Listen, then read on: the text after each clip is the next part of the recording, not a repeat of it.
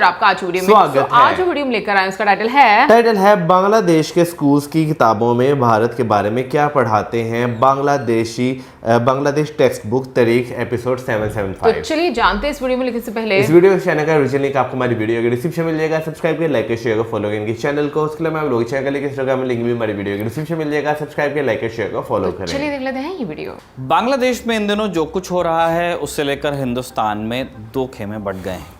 एक खेमे को लगता है कि एक तानाशाही सरकार के खिलाफ जनता की जीत हुई है, क्रांति हुई है, जबकि दूसरा खेमा मानता है कि कट्टरपंथियों ने प्रदर्शन को हाईजैक किया और एक लेजिटिमेट सत्ता का तख्ता पलट कर दिया। CIA का नाम ले रहे हैं लोग। इस हंगामे में और कई एंगल्स भी हैं। असल में क्या हुआ इसका जवाब हमें अभी नहीं पता, लेकिन इस मामले में चीन के पूर्व प्रधानमंत्री की एक बात कोट करने लायक है। 1970 के दशक के एकदम शुरुआती सालों की ये बात है। अमेरिका और चीन में पिंग पोंग डिप्लोमेसी की शुरुआत हो रही थी। अमेरिकी राष्ट्रपति निक्सन के सलाहकार हेनरी किसिंजर और चीन के तत्कालीन प्रीमियर जो इनलाई के बीच मुलाकात हुई। इस दौरान किसिंजर ने इनलाई से एक सवाल पूछा, कॉन्वर्सेशन स्ट्राइक करना चाहते होंगे, क्या फ्रेंच रेवोल्यूशन के बारे में क्या सोचते हैं? इनलाई ने तब जवाब दिया, इट्स टू अर्ली टू से, यानी अभी कहना जल्दबाजी होगी। मतलब अगर आपको समझ में नहीं आया हो तो हम कॉन्टेक्स्ट बता दें। फ्रेंच क्रांति 1789 में हुई थी। इसी हिसाब से बांग्लादेश में क्या और क्यों हुआ, असली कहानी हमें उस इतिहास से पता चलेगी जो आगे चलकर लिखा जाएगा। फिलहाल हम चलते हैं उस इतिहास की तरफ जो लिखा जा चुका है। नमस्ते, मैं हूं निखिल और आप देख रहे हैं ऐतिहासिक किस्सों कहानियों से जुड़ा रोजाना का कार्यक्रम तारीख, जिसमें आज जानेंगे बांग्लादेश के लोग भारत के बारे में क्या सोचते हैं। बांग्लादेश में स्कूल की किताबों में हिंदुस्तान के बारे में क्या पढ़ाया जाता है।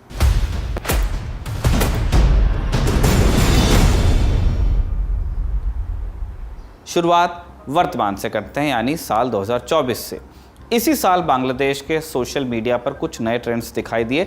इस ट्रेंड को इंडिया आउट कैंपेन नाम दे दिया गया, मालदीव की तर्ज पर। क्योंकि जो दिखता है वही बिकता भी है, इसलिए इस पूरे वाक़े से एक ऐसी छवि बनी मानो बांग्लादेश में हिंदुस्तान के खिलाफ माहौल है। माहौल बनाने में हालांकि केवल सोशल मीडिया का श्रेय नहीं है। क्रिकेट की फील्ड में अदावत कई बार ऐसा लगा कोई इंसिडेंट से कि खेल से थोड़ा आगे जाकर के कुछ हो रहा है। 3 एग्जाम्पल्स देते हैं। साल 2016 ICC T20 वर्ल्ड कप के सेमीफाइनल मैच में भारत वेस्ट इंडीज से मैच हार गया। बांग्लादेश के विकेट कीपर बल्लेबाज मुशफिकुर रहीम ने सोशल मीडिया पर मैच की तस्वीर पोस्ट कर लिखा, happiness is this, India lost in semifinal. बाद में हालांकि उन्होंने अपनी पोस्ट डिलीट कर दी और सफाई देते हुए लिखा, माफ़ करना, मैं वेस्ट इंडीज़ का बड़ा सपोर्टर हूँ। डिसइंजीनियस बात। इससे 1 साल पहले 2015 में भारत बांग्लादेश से सीरीज़ हार गया था। इस मौके पर बांग्लादेश के एक बड़े अखबार ने उस तरह का एक ऐड लगा दिया जिसमें भारतीय खिलाड़ियों के सिर आधे मुड़े हुए थे। तीसरा उदाहरण 2019 के वर्ल्ड कप से है। भारत और बांग्लादेश के मैच से पहले पारा इतना ऊपर जा चुका था कि कप्तान मुशर्रफ मुर्तज़ा को कहना पड़ा कि उत्साह अच्छी बात है, लेकिन अगर फैंस लिमिट क्रॉस करेंगे या किसी को पर्सनली टारगेट करेंगे तो ये एक्सेप्टेबल नहीं होगा। इस अदावत की एक झलकी 2023 के वर्ल्ड कप में भी दिखी, जब कई बांग्लादेशी सपोर्टर्स ने इल्ज़ाम लगाया कि स्टेडियम्स में भारतीय दर्शकों ने अच्छा सलूक नहीं किया। संभव है ये बातें सिर्फ खेल तक सीमित हों। ऑस्ट्रेलिया और ब्रिटेन दोनों देशों के तौर पर जिगरी यार लगते हैं, लेकिन एशेज़ के दौरान उनके भी प्लेयर्स और समर्थकों के बीच अच्छी खासी कहासुनी होती है। प्लेयर्स स्लेजिंग करते हैं, समर्थक एक ज़माने में मारपीट करते थे, अब कहासुनी है या एक दूसरे को टॉन्ट करते हैं। हालांकि तब भी इस कॉन्टेक्स्ट के साथ भी इस बात से इनकार नहीं किया जा सकता कि बांग्लादेश में खासकर हालिया सालों में भारत विरोधी सेंटिमेंट्स में कुछ इजाफा तो हुआ है। इंडिया टुडे के एक आर्टिकल में बांग्लादेश के सीनियर पत्रकार स्वदेश रॉय लिखते हैं कि बांग्लादेश में एंटी इंडिया सेंटिमेंट एक पुरानी बीमारी है। रॉय के अनुसार बांग्लादेश में भारत विरोधी विचारों की जड़ें 1947 के पहले के पाकिस्तान आंदोलन से ही निकल गई थी। पाकिस्तान के गठन के पीछे एक धार्मिक सोच थी। उन्हें लगता था कि रिलीजन के आधार पर स्टेट बन सकता है। ईस्ट पाकिस्तान यानी वर्तमान बांग्लादेश में भाषाई अस्मिता को लेकर आंदोलन शुरू हुआ, क्योंकि उन्होंने कहा कि we are Muslims but we are Bengalis, जो 1970 में चरम पे पहुंचा। हालांकि 1970 में भी जब चुनाव हुए थे, महज 24% लोग थे जो आज़ाद बांग्लादेश के पक्ष में तब थे। बाद में जब टिक्का खान ने बांग्लादेश में कत्लेआम शुरू किया, नरसंहार किया, तब जाकर बहुमत ने आज़ाद बांग्लादेश की अहमियत को समझा कि इनके साथ रहने में हमारा हित नहीं है। अब यहाँ जितनी बातें हमने कही आपको शायद लगे कि अधिकतर बांग्लादेशी भारत विरोधी होंगे, लेकिन क्या ये बात पूरी तरह से सही है? साल 2014 में प्यू रिसर्च ने एक पोल किया जिसमें एशिया के तमाम देशों के नागरिकों से दूसरे देशों के बारे में विचार पूछे गए। इस पोल में जब बांग्लादेश के लोगों से भारत के बारे में राय पूछी गई तो 70% लोगों ने पॉजिटिव बातें कही। ये पोल वैसे 10 साल पुराना है, संभव है आंकड़े बदले हों, लेकिन फिर भी इस पोल से कहीं नहीं लगता कि बांग्लादेश की बहुसंख्यक जनता अचानक भारत विरोधी हो जाएगी। ऐसे में सवाल उठता है कि इंडिया आउट कैंपेन और बाकी उदाहरणों का क्या? प्यू रिसर्च पोल से ही इसका जवाब भी मिलता है। इसी पोल में जब लोगों से पूछा गया कि वो किस देश को सबसे बड़े थ्रेट के रूप में देखते हैं, बांग्लादेश के 27% लोगों ने इंडिया का नाम लिया। अब थ्रेट्स के मामले में इंडिया टॉप चॉइस थी, मतलब खतरे के मामले में बाकी देशों का नंबर भारत से पीछे था। तुलना करें तो सेंटिमेंट दोनों तरह के हैं बांग्लादेश में। बांग्लादेश की बहुसंख्यक जनता भारत के प्रति फेवरेबल नज़रिया रखती है, जबकि भारत को खतरा मानने वालों की भी बहुत बड़ी संख्या बांग्लादेश में ही बसती है। ये विरोधाभास क्यों है? इस सवाल का उत्तर जानने के लिए हमें इतिहास में जाना होगा। बांग्लादेश की स्कूली किताबों में हिंदुस्तान के बारे में क्या पढ़ाया जाता है, ये जानने के प्रयास में हमने कक्षा 9वीं और 10वीं की एक किताब पढ़ी, बांग्लादेश एंड ग्लोबल स्टडीज़। हमने यानी कमल ने। इसमें हिस्ट्री, सिविक्स, इकोनॉमिक्स, ज्योग्राफी सब आते हैं। किताब में एक जगह 1971 युद्ध का जिक्र करते हुए लिखा है कि भारतीय सेना ने बांग्लादेश मुक्ति संग्राम में मित्रवाहिनी के तौर पर भाग लिया। पाकिस्तान आर्मी को हराने में उनका योगदान भुलाया नहीं जा सकता। आगे लिखा है कि युद्ध के बाद बंगबंधु मुजीबुर रहमान ने भारतीय प्रधानमंत्री इंदिरा गांधी से रिक्वेस्ट की कि फ़ौज को वापस बुलाएं अपनी, ताकि स्थानीय और अंतर्राष्ट्रीय बिरादरी को प्रोपेगेंडा फैलाने का मौका न मिले। मार्च 1972 में भारतीय सेना ने बांग्लादेश छोड़ दिया। विदेशी सेना द्वारा किसी देश को इस तरह वेकेट किए जाने के उदाहरण बहुत रेयर हैं। इस घटना ने दुनिया में बांग्लादेश की छवि को और मजबूत किया। ये हमने बांग्लादेश की टेक्स्ट बुक को कोट किया। हमने कुछ और किताबें भी देखी, लेकिन कहीं नहीं दिखा कि इतिहास को गोलमोल किया गया हो जैसा पाकिस्तान में मिलता है। पाकिस्तान में पढ़ाई जाने वाली इतिहास की किताबों के बारे में हम एक एपिसोड में चर्चा कर चुके हैं।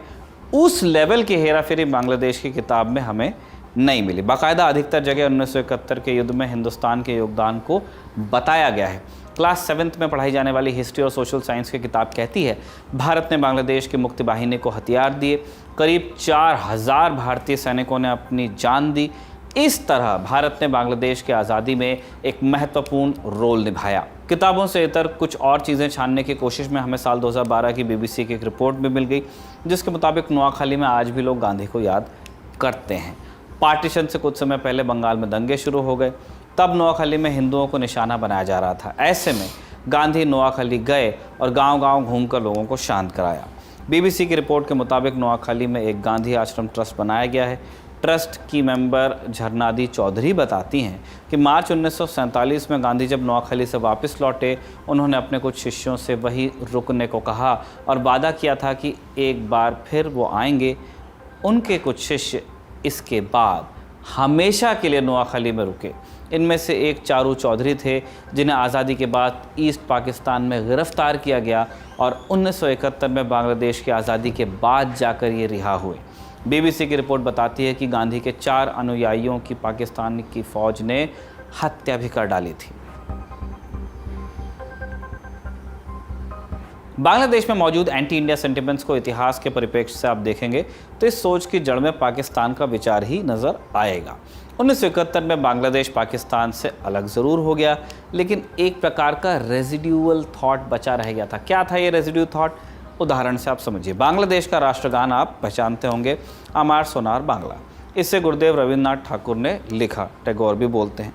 चूँकि टैगोर का रिश्ता हिंदुस्तान से है, इसलिए बांग्लादेश के गठन से पहले रविंद्र संगीत को एंटी पाकिस्तान समझा जाता था।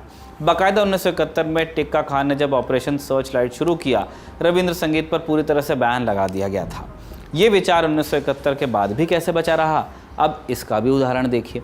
साल 2017 में बांग्लादेश में छठी की किताब से रविन्द्रनाथ टैगोर की एक कविता आज ही बांग्लादेश और हृदय होते को पाठ्यक्रम से हटाया गया। ऐसी कुल 16 कविताएं और कहानियां हटाई गईं, जिनमें से एक कहानी लेजेंडरी उपन्यासकार शरद चंद्र की लिखी हुई थी। इस मामले में सरकार ने इसे रूटीन चेंज बता दिया, लेकिन बांग्लादेशी अखबारों की तब की रिपोर्ट्स बताती हैं कि इसके पीछे हिफाजत-ए-इस्लामी नाम के कट्टरपंथी संगठन का हाथ था, जिनके प्रेशर के आगे सरकार को झुकना पड़ा। सभी कविताओं को हटाने के पीछे मुख्य शिकायत ये थी कि सब मजहबी सेंटिमेंट्स को ठेस पहुंचाती थी। इन वाक़यों से पता चलता है कि बांग्लादेश में भारत विरोधी सेंटिमेंट्स का एक पहलू धर्म से भी जुड़ा हुआ है। जबकि बांग्लादेश के गठन के वक्त बांग्लादेश के राष्ट्रपिता मुजीबुर रहमान ने कहा था कि मुस्लिम अपने धर्म का पालन करें, हिंदू, बौद्ध, ईसाई अपने धर्म का पालन करें, हम सिर्फ धर्म के राजनीतिक इस्तेमाल का विरोध करेंगे। मुजीब एक सेक्युलर बांग्लादेश बनाना चाहते थे, हालांकि उनकी हत्या के बाद बांग्लादेश को इस्लामिक राष्ट्र घोषित कर दिया गया। पाकिस्तानी रेजिडुअल थिंकिंग का एक और उदाहरण भी है, आपको बताते हैं। भारत की पूर्व प्रधानमंत्री इंदिरा गांधी पर एक इल्ज़ाम लगता रहा। 1971 युद्ध के बाद उन्होंने पाकिस्तान के 90,000 युद्धबंदी यूं ही रिहा कर दिए, इस्तेमाल नहीं किया किसी डील के लिए। इस प्रसंग की चर्चा हम तारीख में पहले भी कर चुके हैं। डिटेल्स में जाएंगे तो आपको पता चलेगा कि युद्धबंदी रिहा करने के पीछे एक बड़ी वजह ये थी कि इंदिरा मुजीब की जल्द से जल्द रिहाई चाहती थी, जो उस समय पाकिस्तान की जेल में कैद थे। बांग्लादेश की स्थापना के बाद इंदिरा और मुजीब ने एक फ्रेंडशिप ट्रीटी साइन की थी, जिससे बाद में बांग्लादेश की एक बड़ी पार्टी बांग्लादेश नेशनलिस्ट पार्टी ने ट्रीटी ऑफ स्लेवरी की संज्ञा दे दी थी। इसी कारण 1997 में जब इस ट्रीटी की अवधि पूरी हुई तो इससे रिन्यू नहीं किया गया। वर्तमान में बांग्लादेश की जनता भारत के बारे में क्या सोचती है, इसकी हकीकत जानने के लिए शायद हमें एक और प्योर रिसर्च पोल का इंतज़ार करना पड़े। लेकिन इतना पक्का है कि पाकिस्तान का रेसिड्यू थॉट जब तक बांग्लादेश में मौजूद रहेगा, वहाँ पाकिस्तान के सुर में सुर मिलाने वाली कई आवाज़ें उठती रहेंगी। सच छिपाया जाएगा, झूठ लिखा जाएगा। सच छिपाने का, झूठ लिखने का असर क्या होता है, इसके लिए हम आपको एक पुरानी कहावत के साथ छोड़ चलते हैं, जो कहती है कि ज़मीन में झूठ का बीज बोया जाए तो फलों में खून का स्वाद आता है। इसी नोट पर तारीख के इस शानदार एपिसोड को हम कंक्लूड करते हैं। कमल ने लिखा और विजय ने आपके लिए रिकॉर्ड किया। आप देखते रहिए दी ललन टॉक।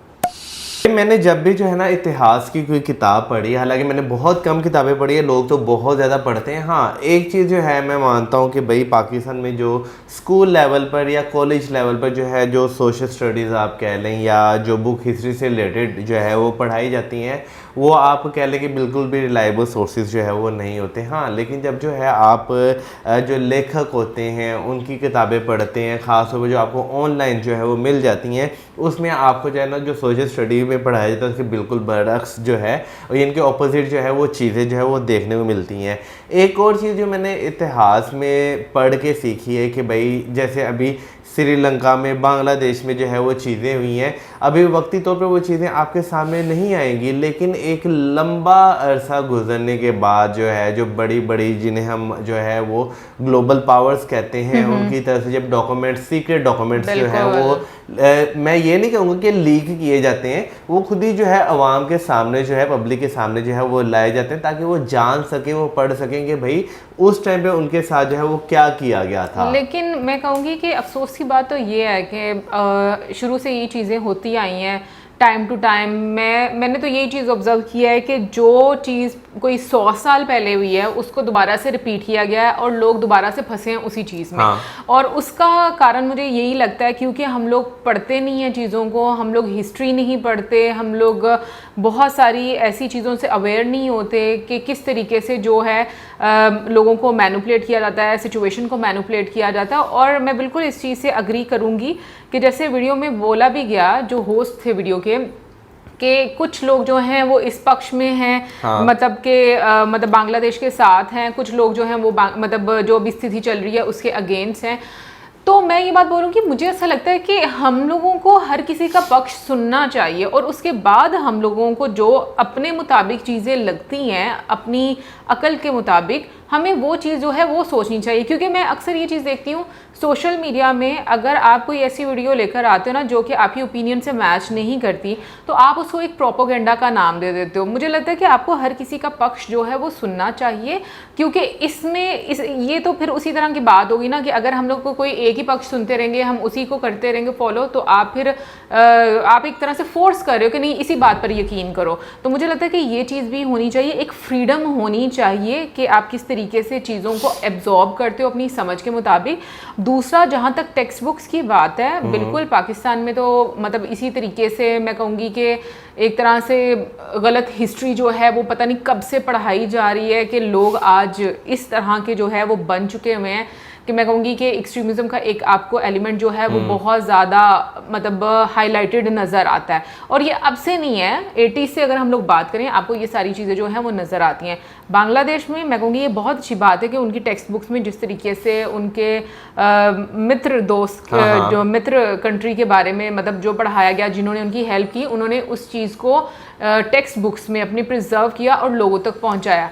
फिर मैं ये बात भी सोचती हूँ कि आगे आगे जिस तरीके से लोगों का माइंडसेट चेंज होता है, तो लोगों का माइंडसेट क्यों चेंज होता है कि लाइक अगर बीच में कुछ ऐसे भी लोग होते हैं जो कि आपको प्रोवोक करते हैं या आपको मैनिपुलेट करते हैं, तो आपको एटलीस्ट ये तो सोचना चाहिए कि पास्ट में हमारे साथ किसने क्या किया था और अभी तक हमारे साथ कौन किस तरीके से चल रहा है। लेकिन मैं ये चीज़ भी देखती हूँ कि लोगों के अंदर ना इनसिक्योरिटीज़ डाल दी जाती हैं, जहाँ पर आपकी दोस्ती जिन कंट्रीज़ के साथ होती है उनके लिए जी कि ये तुम लोगों को डोमिनेट करना शुरू हो गए हैं, ये तुम लोगों को इस तरह से कर देंगे, तुम लोग इनके गुलाम बनकर रह जाओगे। और इनफैक्ट जो लोग वाकई में जो कंट्रीज आपको डोमिनेट करके आपको गुलाम बनाना शुरू होते हैं, उनके प्रति जो है ऐसे सेंटिमेंट्स बनाए जाते हैं लोगों में कि वो सेवियर हैं आपके लिए। और मैं ये पाकिस्तान में तो ये पॉलिटिक्स जो है बहुत ज़्यादा मैं कहूँगी कि कीनली ऑब्जर्व करती हूँ कि जो हमारे पॉलिटिशियंस हैं वो ऐसे कंट्रीज़ के साथ अपना रिश्ता ज़रूर बनाते हैं कि जहाँ पर उनके अपने बेनिफिट्स होते हैं और वो उनसे आप कह लो कि अपने फ़ायदे लेकर अपनी जो पूरी नेशन है उसको एक तरह से स्लेव बना देते हैं। But on the other side जहाँ पर उनको लगता है कि हाँ लोगों का भी फ़ायदा हो सकता है, वहाँ पर वो उस देश को जो है ना उनके अगेंस्ट सेंटिमेंट कर देते हैं। तो मुझे लगता है कि लोगों को ये चीज़ जो है वो समझने की बहुत ज़्यादा ज़रूरत है। यार देखिए, मैंने ना एक चीज़ हमेशा से जो है वो फील की है कि हर चीज़ जो है ना वो अपने पर्सनल बेनिफिट के लिए जो है वो की जाती है। ज़्यादातर हमारे जैसे कंट्रीज़ की अगर बात की जाए तो यहाँ पर अगर देखा जाए तो आपको इस तरह के सेंटिमेंट्स जो है वो बहुत ज़्यादा देखने को मिलते हैं।